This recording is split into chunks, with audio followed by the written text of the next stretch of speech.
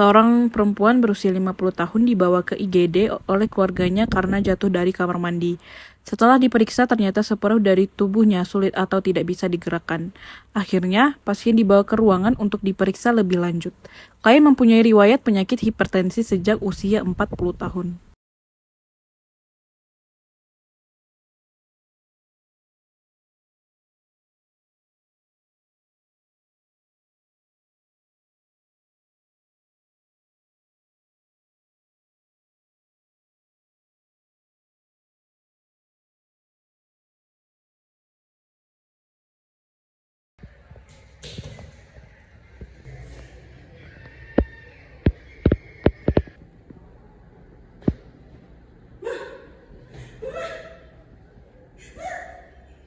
Sesampainya di rumah sakit.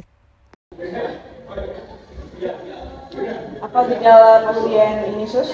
Pasien ini datang dari IGD, dok. Sesuai dari keterangan keluarga, pasien jatuh dari kamar mandi pada saat mengambil air wudhu. Setelah itu pasien mengalami bagian tubuh yang tidak dapat digerakkan. TTV-nya, Sus? TTV-nya tekanan darah 200/100 mm air raksa, terus suhu 37 derajat Celcius, nadi 60 kali per menit, dan respiratory rate-nya 20 kali per menit, dok. Sudah berapa lama sejak pasien dibawa kemari? Kira-kira 20 menitan, dok.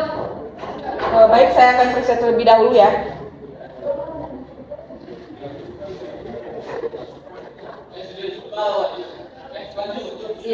Seperti dugaan, pasien ini mengalami sakit stroke. Saya minta tolong sampaikan kepada keluarga pasien ini, karena saya ada jadwal. Nanti saya akan menjelaskan cara pengobatan pasien ini. Oke, baik, dok.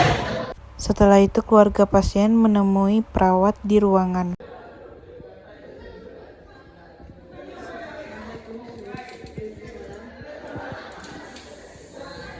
Selamat siang, Mbak. Selamat siang, Sus. Perkenalkan, Mbak, saya Perawat Nezmi. Apa benar ini dengan Mbak Lala, anaknya Ibu Tari, Mbak? Sus, saya ada di Bali. Oke, saya minta waktu Mbak sebentar ya, Mbak, untuk menjelaskan bagaimana kondisi Ibu Tari saat ini. Oke, kalau begitu, maksud saya menurut kedatangan Mbak ke sini, saya ingin berbicara mengenai kondisi Ibu Tari saat ini. Jadi sebelumnya saya ingin bertanya, apakah Mbak mengetahui bagaimana kondisi Ibu Tari saat ini? Saya usianya mengalami gejala stroke, Sus, karena sebagian tidur ibu saya tidak bisa digerakkan. Apakah benar ya, Sus? Oke, jika kondisi ini lanjut ke hal serius, apakah Mbak ingin mengetahuinya, Mbak? Apakah kondisi ibu saya seburuk itu, Sus? Saya sangat khawatir sama ibu saya, Sus. Ini Mbak, bukan saya harus menyampaikan terkait kondisi Ibu Tari saat ini. Saya khawatir berita tidak baik ini. Berdasarkan pemeriksaan dari dokter mendiagnosa ibu Mbak menderita penyakit stroke.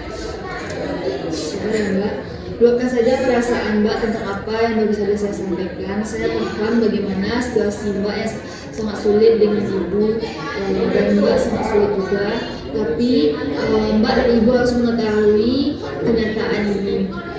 Jadi kita tahu bagaimana tindakan selanjutnya. Segera akan kita lakukan bagaimana tindakan kita selanjutnya, ya, Mbak. Saya ingin ibu saya sembuh, Sus. Apa yang harus saya lakukan, Sus? Untuk saat ini Ibu Tari harus dirawat di rumah sakit terlebih dahulu, Mbak.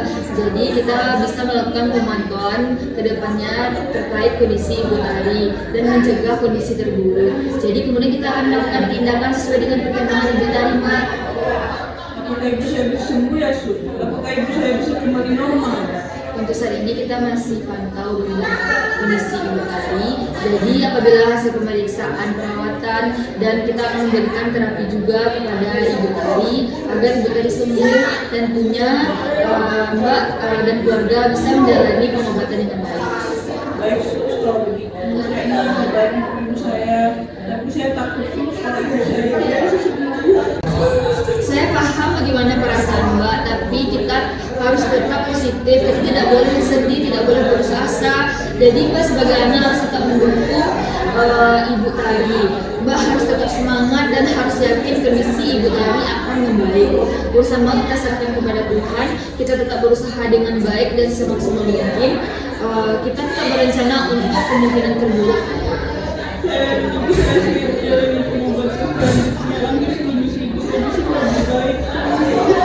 Oke Mbak, berarti Mbak setuju ya untuk mengikuti tahapan perawatan selanjutnya.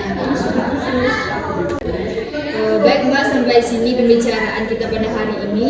Selanjutnya dokter yang akan menyampaikan bagaimana tindakan selanjutnya dan pengobatan yang akan dilakukan. Baik, Sus. Terima kasih banyak ya, Sus. Setelah melakukan perawatan intensif dan terapi di rumah sakit, pasien sudah dibolehkan istirahat di rumahnya.